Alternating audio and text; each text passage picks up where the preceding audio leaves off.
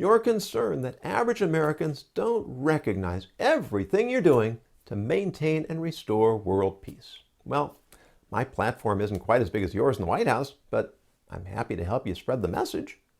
What have you accomplished? You've frozen Russian assets and banned trade of luxury goods to protest the invasion of Ukraine. Excellent. Well done. You've also repeatedly issued warnings that Russia will face severe consequences if they continue hostilities. Has that had any effect? Not yet, but it will. Okay, so far so good. What else? You've urged our allies to impose trade sanctions on Russia. Even though the United States is still buying over 500,000 barrels of Russian oil each day, we have no choice.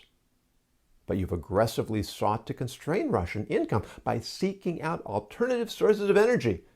You mean like Iran, giving increased leverage to a terrorist regime? And closing the Keystone Pipeline, depriving the United States of its best source for achieving energy independence? I need to see the bigger picture. For example, you recruited China to help pressure Russia and shared our intelligence reports of Russian military buildup. Didn't the Chinese turn around and immediately share those reports with Russia? That wasn't your fault. You've also made clear to Putin what actions you intend to take if he doesn't withdraw his troops. In other words, you've tipped your hand, thereby forfeiting the element of surprise.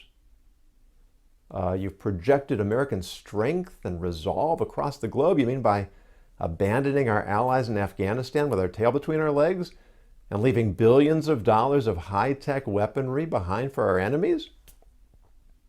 You've authorized funding for TikTok creators and social media influencers to create public pressure to change Putin's policies. It's hard to know what to say about that. Most important, your special envoy for climate has expressed serious concerns that Russia should not abandon its commitment to climate neutrality. Isn't there something ironic about expecting a dictator embarking on his third military invasion to respect neutrality of any kind? Or a country whose economy depends on fossil fuel to care about environmentalism? That's exactly the point. I think I missed what that point was. This is why the country needs your leadership, because otherwise, who would be able to answer all these difficult questions? Well, I'll admit that is a question for which I have no answer.